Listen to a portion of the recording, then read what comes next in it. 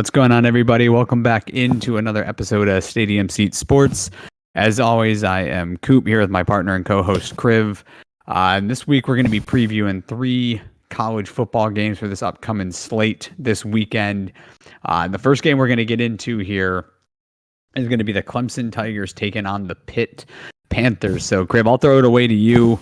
Interested to hear your thoughts, on this game, because especially with the Hurricanes losing. I know it was their first loss of the year, but they had been, kind of skating by on Cam Ward's, legendary status, with this program this year for several weeks. And so, just after you thought Clemson was kind of out of it for taking a second ugly loss, the ACC, potentially right up there with the Big 12 is one of the most open conferences that we have. So interested to get your thoughts on this game. I mean, I think you kind of hit the nail on the head, and the strange thing here is for both Pitt and Clemson, obviously both being 2 lost teams. In theory, it's all or nothing for the playoffs in this game. If you lose this game, you are out. You are not going to play in the ACC championship or anything like that. So it truly is all or nothing. And by all means, until last week, Clemson had looked very solid. 2 weeks ago when they lost to Louisville, they have looked very solid. A little lackluster against Virginia Tech last week, but Clemson really seemed to had turned the page and improved and kind of silenced a lot of doubters after that week 1 loss to Georgia. But really, for me in this matchup, it comes down to talent versus execution, and that being the talent being Clemson. Cade Klubnik has been great this year, 24 touchdowns, 4 picks. I mean, I think that's really the story behind Clemson's success is kind of his emergence and consistency that he's finally brought to the table that he has not had until now. Whereas Pitt, obviously, they don't recruit at the same level as Clemson. They have to execute game plans well. Not to say they don't have a lot of talent. They do. But they're definitely probably not on that same playing field talent-wise. And, of course, Pitt, after a really hot start and a complete dismantling of Syracuse, they've lost 2 in a row. The season's kind of turned on its head. They have a chance to save it, though. And with everything on the line, and with all things being equal, even though Clemson's on the road, I think this is going to be Clemson's game, and they're coming for Miami. And if they meet Miami that later in the year, they need to watch out, because Miami, as we've seen week after week, barely wins games, and in fact loses a game. I don't think they're ready to play an opponent the level of Clemson. They need to be cheering for Pitt to win this game to try to open things back up for this conference championship, because if that becomes Clemson versus Miami, they're in trouble. But yes, I do think Clemson wins. I think it's going to be a close one. Spread right now is -9.5. I'd say it's probably going to be right around that.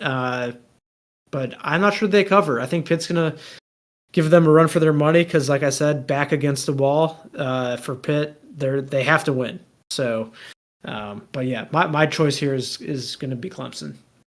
Yeah, and listen, I am in agreement with you on my pick, so I'll just get that out of the way right now. I'm also taking Clemson in this game. This has been, and we've kind of talked about this. I think we've touched on it a little bit here in our podcast over previous episodes, and certainly have over text. Like, this is one of the more strange and open college football seasons that we can both remember to date. Like, yeah, Oregon sitting there number 1 in the country. They're 10-0. They've looked really solid the last 7 weeks. They got off to that rocky start in the first 2 or 3 weeks of the year. But they don't look unbeatable. We talked about this. They beat an Ohio State team that didn't play its best game by 1 in their own home, field. And so there's not a 2022 Georgia, a 2020 Alabama in here. There's just not that one team in college football so far this year that you look at and you're just like, that team it's going to take a Herculean effort to beat that team. We're seeing it all over, college football. Georgia opened up the year against this Clemson team and just absolutely dismantled them. And then, since then, Georgia took an ugly loss to Alabama. And I'm not saying ugly as in losing to Alabama is something to be ashamed of, but Carson Beck had several turnovers in that game. That's been a problem for him this whole year. Like, there's just not that one team that looks dominant. And Clemson took an ugly loss to Louisville, like you mentioned, just a couple of weeks ago, after really looking like one of the better teams that was getting better and better and better week in and week out after that ugly loss against Georgia. In this game, look, Pitt's having a nice year. They're 7-2. Pat Narduzzi, I think, is a hell of a coach. I think he's done wonderful things with that program. I look at this Clemson program. I look at Cade Klubnik. Like, let me ask you, do you think like Dabo Swinney, if he loses this game, is he out at Clemson? Because like, I would not put Clemson in like the blue blood category in college football, but they're in the upper echelon of college football program wise. And this is a program that had immense success in the, early 2010s into like the mid, 2010s, even up until like 2018, 2019.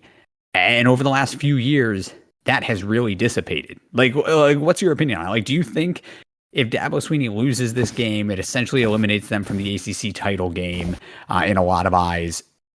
Like, is he gone, or do they bring him back? Because it's been a tumultuous last few years with that program and him at the helm. Yeah. So if it was last year, I'd say you have to think about parting ways, especially with his reluctance to take advantage of the transfer portal and NIL. He's kind of sticking to the old college football way, so I think that limits Clemson. I'm not sure if they lose this game, if they're truly out of the conference championship. If anything, they might just be in a tighter race. But yeah, uphill battle. But regardless, I don't think so. I think you have to keep him because one, we've seen it at a lot of schools. You can't.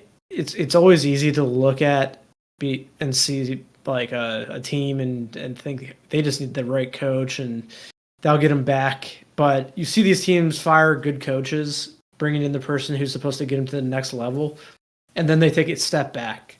So yeah, I think, and also Dabo, he has I think I saw a $60 million buyout.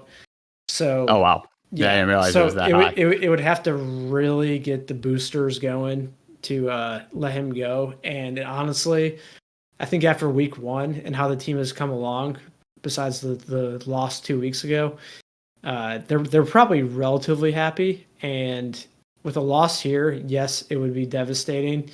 But with a win here, you're catapulted back into the playoff, even as an at-large bid potentially.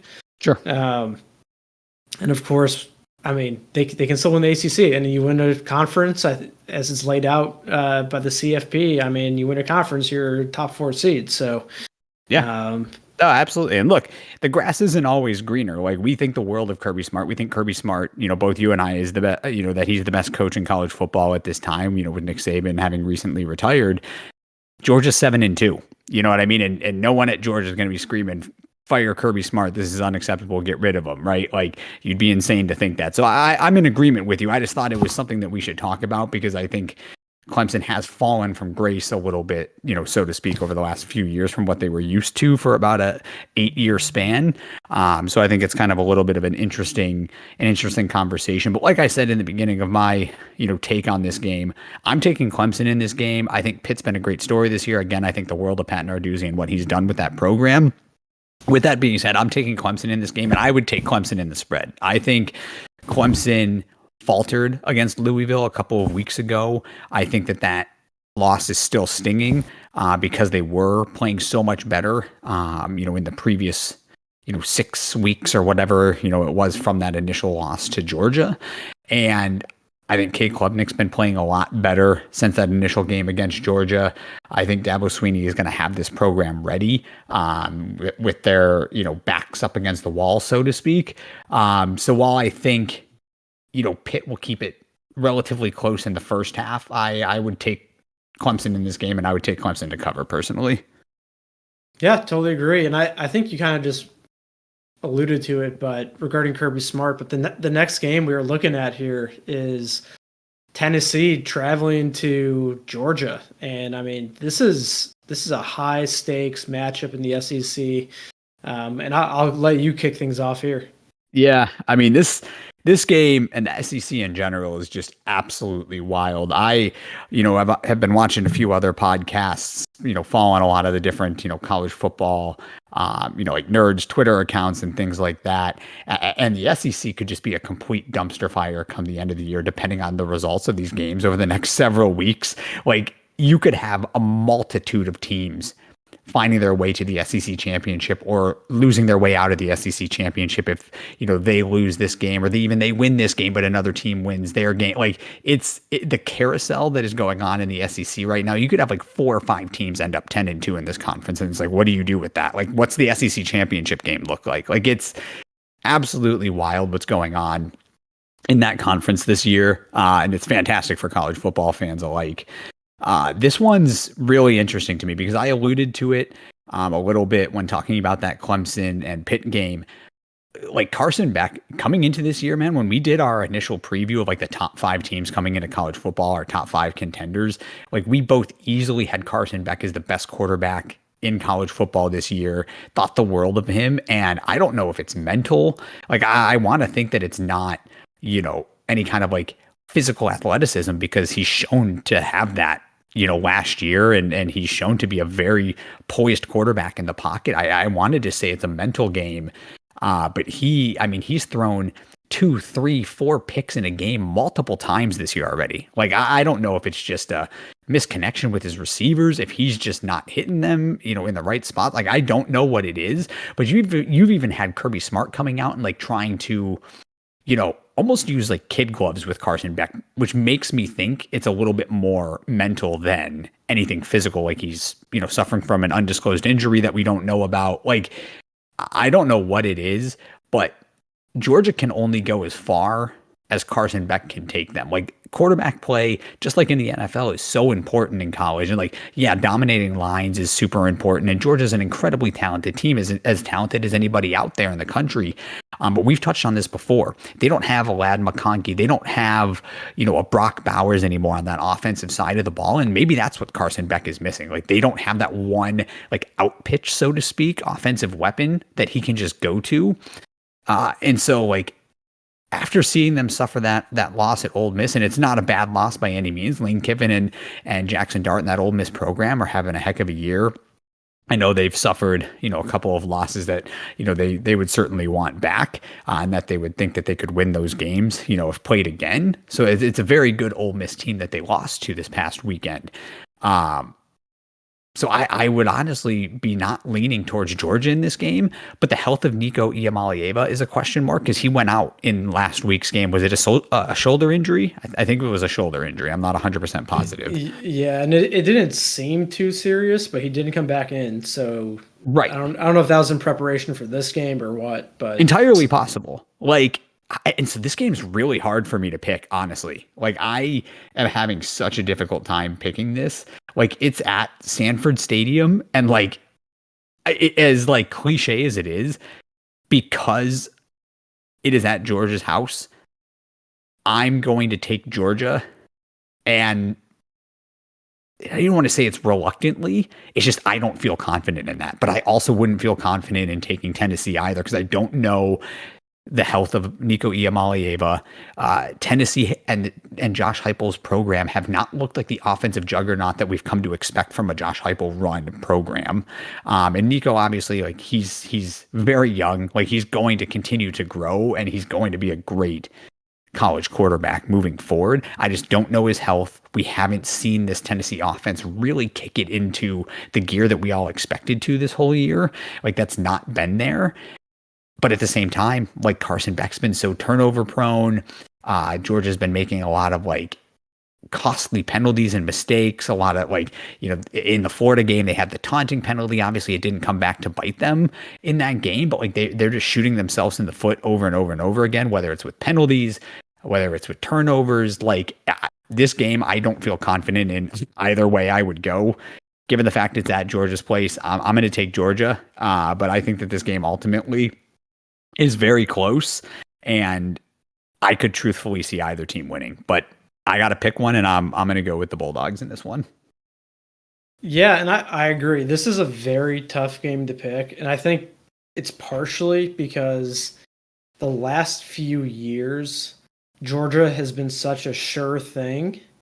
And this year, I don't want to say they've looked pedestrian, but I mean, going into Ole Miss last week and laying the egg they did was shocking.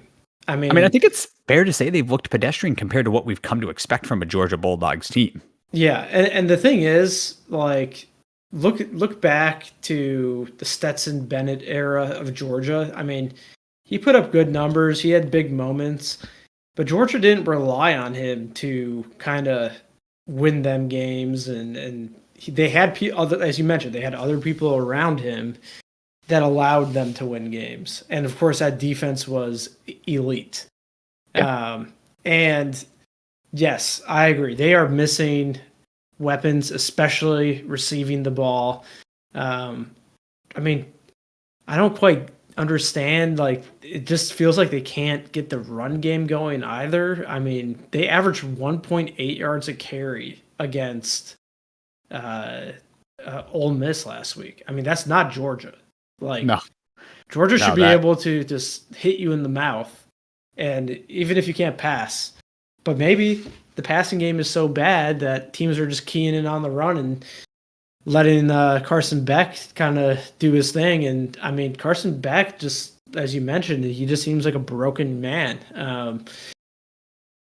He's making bad decisions. He's not doing a whole lot of dynamic plays. I mean, we saw some flashes at the second half against Alabama, but he's been a huge disappointment, I think, for any college football fan. We thought this was going to be a special year for him, future first-round pick, and now it's like, I don't know. He looks like a project. He looks like he needs some additional polishing, and I mean, it just, something seems off. And I think it's a combination of mental and the talent around him, which is crazy to say because we know what level Georgia recruits at. It just doesn't make a whole lot of sense. But something just seems amiss. And I mean, truthfully, not to cut you off real quick, but like, I think Carson Beck's got to come back next year. Like, his draft stock is tanked this year. Like, he's lost millions of dollars.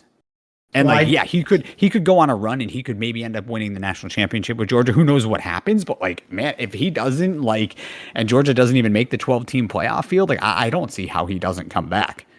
Yeah, I mean, he is a senior. I don't know if he has a redshirt year or not. He's at least, I think he does, but he's at least been in or at UGA for the last 4 years, but I'm not sure. But yeah, I agree. Like, if he does have that eligibility, that's something he probably has to consider, because one, I don't see a path to him being drafted where he probably thought he would be, and two, I think if he does come back, they have a chance to add some weapons around him, and he can also cash in on NIL for another year. So, but with that being said, I feel like it's a mind trap game. Like, it just feels like UGA should win this game, and it does. They lost a game. They're angry. This is pretty much as close to a must win as you can have. I mean, you can't. I mean, UGA, if they have 3 losses after this, I mean, that might be it. So I think they're done if they have a third loss with how many teams in the SEC could potentially end up 10-5 or 10-2 rather. Like, I think that I would think they're done, truthfully. Yeah, and I'll come back to this point on Kirby Smart here in a second, but I really think that Tennessee, I'm not super confident, but I think Tennessee's going to win this game. And not because of Nico. I think it's because of the run game with Samson, and also Tennessee's defense. And it almost sounds like a Georgia-style team when I say that out loud. It does. They have a great running back in Samson. Their defense has stepped up multiple times this season. I mean, there's games where we saw their defense just win it for them, like at Oklahoma, Even against Florida, Alabama, like their defense has been their bread and butter this year. They have not put up a lot of points. This has kind of been an outlier season for Heupel, but honestly, I think Tennessee's going to win just based on that. And it sounds crazy. I know I'm going against every instinct because every instinct says pick Georgia, but for whatever reason, I just can't do it. And I know Tennessee lost to Arkansas, which is a terrible loss. But they beat Bama. They have the dogs to do this, and I think they're in a much better headspace than Georgia, and that might be the difference. And just a real quick point, and we'll move on to our last game here. Kirby Smart, I know we mentioned how he's not on the hot seat. They didn't make the playoffs last year. I know they missed out at the very end because they lost in the SEC championship. If they lose this game and they miss it on a 12-team playoff as Georgia, that's 2 years in a row with no playoffs, and then missing the expanded playoffs. Not a good look. I know it's not going to be hot seat right away, but that puts a lot of pressure on Kirby the following year. Yeah, I know he's won national championships. You have to fix something the following year because SEC, I mean, they love you till they don't. So just keep an eye on that if this plays out that way. Hey, look, like Mark Richt at Georgia. Yes, I'm not comparing him to Kirby Smart. Kirby Smart's got the national championship trophies to boast over Mark Richt, but Mark Richt had a great record at Georgia overall. And like you said, they love you till they don't. If you're not getting it done, which is national championships, you only have so long. I mean, Ed Orgeron won that, the 2019 national championship with that unbelievable LSU team. And what was it? 2 years later, he was fired, maybe even a year later, because they were significantly worse than they were the previous year with that unbelievable Joe Burrow-led LSU team. He had just won it a year or two before, and LSU fired him. Like, it's different down there. They do not wait around. So I'm in agreement with you. I don't think it's hot seat by any means, but it gets uncomfortable, especially if you are Georgia with the talent you have and you do not make a 12-team playoff. Like, there will be some conversations to be had in the offseason about how important the next year is then. So, yep, exactly. Full agreement. Okay, and then the last game here we have. This is a unique game in that I think this is an upset potentially, as crazy as it sounds, and that's Utah at Colorado. I mean, I think we all know Utah probably got robbed last week. They've had a disappointing season for sure. Obviously, Cam Rising's had his injury issues, and who knows what's going to come of that. But they almost beat BYU. They lost by 1. I know it was a rivalry game, but they've just barely lost multiple games since Cam Rising got hurt. This season has been a huge disappointment after a good start. Colorado, I mean, it seems like they've kind of found their groove. I know they haven't beat a lot of top tier teams. And the last team they faced, that was, I would say, somewhat decent or rankable, you could call them.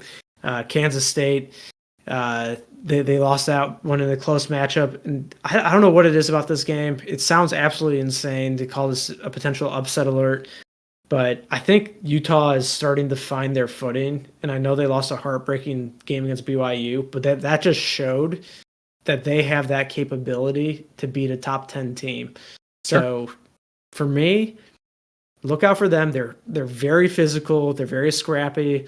And if we know Kyle Whittingham, this is the kind of game that Utah thrives on, where they can get up for in a lost season, a disappointing season. They were what were they ranked preseason, like 10, 11, 12? 11 or 12. Yeah. 11 or 12, yeah. Yeah. So, I mean, they have the players. I know a lot of that was on Cam Rising, but they can do this. And Colorado, I mean, they're flying high. They're back at home. They pulled away from Texas Tech last week after hanging close.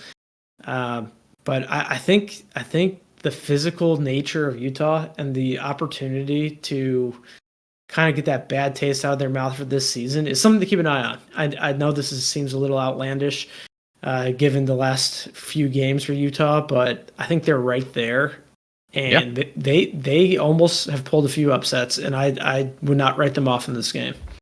Yeah, no, I love the take. I absolutely do. And I'm in full agreement with you in terms of like I will never count out a Kyle Whittingham run Utah team. Like they're tough, they're gritty, they're hard-nosed. Even in a lost season, like you said, in terms of like the preseason expectations toward the reality of what they're doing right now, they're going to fight 100% for Kyle Whittingham and that Utah program. And they're not just going to roll over. With that being said, like to me, Colorado is one of the more surprising teams coming into the year because for me, like we both knew like Shedeur Sanders, one of the better quarterbacks in all of college football. Like we knew that coming in.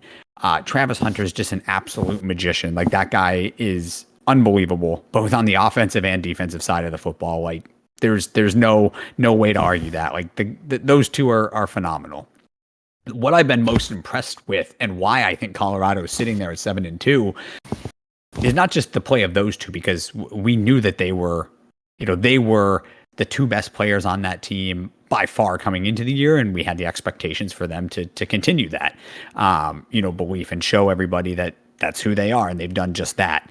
It's actually the fact that I think Colorado is getting good play on both of their lines, both of the offensive and defensive line, which were huge question marks and huge holes last year. Like I think that they are actually getting pretty decent line play, and that's why they're sitting there at 7-2. Now, with that being said, Utah, we just talked about it. Gritty, tough, hard-nosed. Their defensive line could potentially be the factor if Utah's going to pull off this upset. That is the MVP for them if they pull it off. Because we saw Colorado, one of the losses they took was to Nebraska. Nebraska's defensive line is not anything spectacular. Like this isn't the Georgia 2022, defensive line. But Nebraska has some pretty solid defensive linemen. I would put them at like middle of the pack, in college football, maybe a little bit above middle of the pack. And they gave that Colorado offensive line some fits. Granted, that was in Lincoln. That was at Nebraska's house. But that would be something to watch out for me. But I was also very impressed with Colorado this past weekend because Texas Tech scored on their first 3 drives and Colorado ended up winning by 14 points. Like, that can't be discounted, going into to Texas Tech's house. Like that's not an easy place to play. And with them scoring on their first 3 drives, I believe they scored touchdowns on their first 3 drives, actually. Like to come away with a 14-point victory shouldn't be discounted. Like that was impressive. So for me, I expect this to be closer than, what the spread is on this game. I believe it's 10. Is it 10? Or what's the spread on this game? I believe it's 10 in favor of Colorado. I believe it will be closer than that.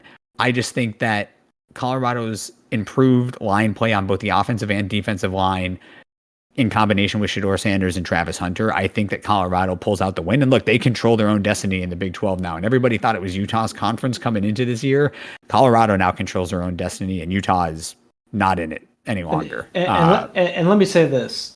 With the spread being only 10 for a team that has lost 5 straight, it's fishy. It's a little fishy. Fishy, yeah. I just think it's something to keep an eye on. I mean, Vegas, as they say, Vegas knows, and a -10 spread is not anything significant. So no, I agree with you that spread tells you almost to go Utah. Like that spread points towards like, why is it only -10? It's like telling you like it's almost begging you to give at least strong consideration to Utah, because like you said, Vegas knows.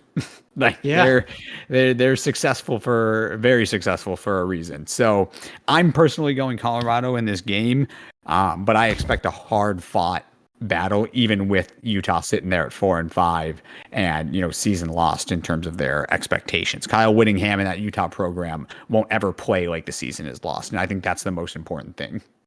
Yep, absolutely. But everybody that tunes in and watches this video, thank you guys so much. Really appreciate you guys. We're gonna have a pretty exciting aspect that we're going to be adding to our channel here in the next video. We're going to be doing some actual face cams here for you guys. So you guys can kind of get to see the two guys behind the scenes here at Stadium Seat Sports. So we're really excited for that. Like, comment down below, let us know your thoughts, and we'll see you on the next one.